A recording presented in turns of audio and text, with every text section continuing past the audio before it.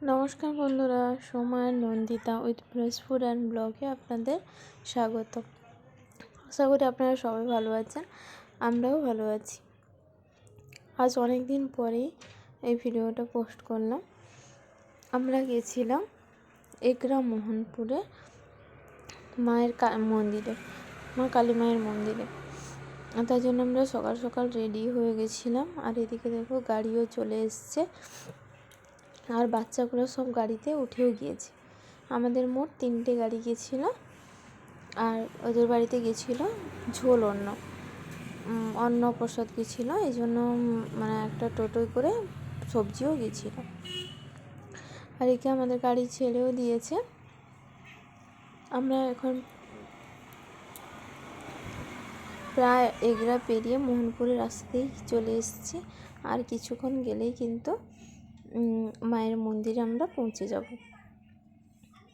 আর এই দিকে রাস্তায় আমার ফার্স্ট যাওয়া, কারণ আমি এগরা পর্যন্ত গিয়েছি। এগরা থেকে কাঁথি, দীঘা ওই দিকে গিয়েছি, কোনোদিনও মোহনপুর সাইডে এইদিকে আসা হয়নি। আর এটাই ছিল আমার প্রথম এদিকে আসা। কথা বলতে বলতে আমরা চলেও এসেছি মন্দিরের কাছে। এই দেখো, গাড়ি থেকে নামতেই আমি আগে মন্দিরটা আপনাদের দর্শন করালাম। রাস্তার এই সাইডে আমরা নেমেছি। আর মন্দিরটা ছিল মোহনপুর থানার অপোজিটে। বাম পাশে ছিল থানা, আর ডান দিকে ছিল মায়ের মন্দির। মায়ের মন্দিরে এসেছি, আর মাকে দর্শন করাবো না, তাই জন্য মায়েরও কিছু ছবি আপনাদের সঙ্গে আমি শেয়ার করলাম। তারপর আমরা চলে গেছিলাম সবজি কাটতে। যেহেতু অন্নভোগ এসছে, এই জন্য সবজি কাটতে হবে। আর ওই দিন প্রায় 5-6 জনের ঘরেই অন্নভোগ এসেছিলো। আমাদের ছিল 2য় নম্বরে, তাই জন্য আমাদের একটু তাড়াতাড়ি করে কাটাকুটি করে দিতে হয়েছিল, যেহেতু রান্না হবে ওইখানে। আরও 5-6 জনের রান্না হবে, এই জন্য সবাই মিলে তাড়াতাড়ি করে সবজিগুলো কেটে দিয়ে দিয়েছিলাম। আর এইদিকে অন্যরাও সবজি কাটছে। সবজি টবজি কাটা হয়ে যেতে আমরা চলে এসেছিলাম মন্দিরের ভেতরে।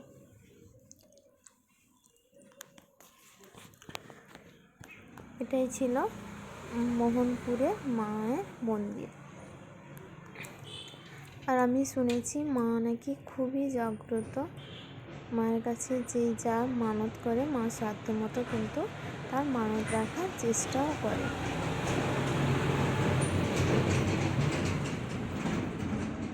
আর এভাবে সবাই বসে গেছিল, কারণ এখন হবে পুষ্পাঞ্জলি। যাদের ঘরে ফলভোগ আর অন্নভোগ এসছে তাদের একটু দেরিতে হবে, কিন্তু আমাদের যেহেতু আত্মীয়দের ঘরে নিয়ে গেছিলো, তাই জন্য আমরা একটু মিষ্টান্নভোগ কিনে এখানে পুজো দিয়েছিলাম। যারা মিষ্টান্নভোগ কিনে পুজো দিয়েছিল, ওদের পুষ্পাঞ্জলিটা আগেই হয়ে গেছিলো আমাদের। আর তাদের তো ভোগ হলে একবারই পুজো হবে, পুষ্পাঞ্জলি হবে। আমরা সবাই এভাবে বসেও গেছিলাম পুষ্পাঞ্জলি দেওয়ার জন্য। আর ওইখানে ভোগ কিন্তু প্রায় 12:40 এর দিকে ভোগ লাগানো হয়, তার আগে কিন্তু ভোগ লাগানো হয় না। একবারে 1-2জনের রান্না হয়ে গেলে ওইখানে ভোগ লাগানো হয়। দেখুন পুষ্পাঞ্জলিতে কতজন বসে গেছে। আমরা যেহেতু শনিবার গেছিলাম, শনি মঙ্গলবারে একটু লোক বেশি হয়, তাই জন্য এরকম প্রায় 4-5টা ব্যাচই পুষ্পাঞ্জলি দিতে বসছিল। আমরা প্রথম ব্যাচে বসে গেছিলাম, তারপরে এরকমই আরও অনেকগুলোই ব্যাচ হয়েছিল। একজন ঠাকুরমশাই ভেতরে পুজো করছেন, আর একজন ঠাকুরমশাই সবার কপালে চন্দন লাগিয়ে দিচ্ছিলেন। তারপরে পুষ্পাঞ্জলি হবে। এদের কিন্তু এখানে পুষ্পাঞ্জলিটা একটু আলাদা রকমের, কারণ আমাদের হাতে ফুল বেলপাতা দিয়ে পুষ্পাঞ্জলি হয়, আমি জেনে এসেছি এতদিন, কিন্তু এখানে হাতে ফুল বেলপাতা দেয় না। এখানে ঠাকুরমশাই মঙ্গল ঘটের জল নাকি আমি জানি না সঠিক, ওই জলই কিন্তু ঠাকুরমশাই নিজেই মন্ত্র বলে, আবার নিজেই ওই জল গায়ে ছিটিয়ে দেয়। পুষ্পাঞ্জলি হয়ে যাওয়ার পর আমরা চলে এসেছিলাম, পাশে হচ্ছিলো একটা জগদ্ধাত্রী পুজো। ওইখানেই আমরা চলে এসেছিলাম জগদ্ধাত্রী মাকে দর্শন করার জন্য। আর এটাই ছিল তার প্যান্ডেলটাও মোটামুটি খুব ভালোই সাজিয়েছিল। আর আমার তো যেটা ভালো লেগেছিলো জগদ্ধাত্রী ঠাকুর, এত সুন্দর ঠাকুর হয়েছিল, খুব বড়ও হয়েছিল ঠাকুরটা, আর দেখতে হয়েছিল খুবই চমৎকার, খুবই সুন্দর ঠাকুরটা হয়েছিল। আমরা ওইখানে প্রায় আধ ঘন্টার উপরে সময় কাটিয়েছিলাম, মন্দিরে বসছিলাম, খুবই ভালো লাগছিল জায়গাটা। তখনও এত ভিড়ভাড়টা ছিল না, যেহেতু আমরা সপ্তমীর দিন গেছিলাম। তারপর আমরা ওইখানে কিছু ফটোও তুলে নিয়েছিলাম। আগে মায়ের ফটোই তুলেছি, তারপর একে নিজেরাও ছবি তুলে নিয়েছিলাম, সেইগুলো একটু আপনাদের সঙ্গে আমি শেয়ার করলাম।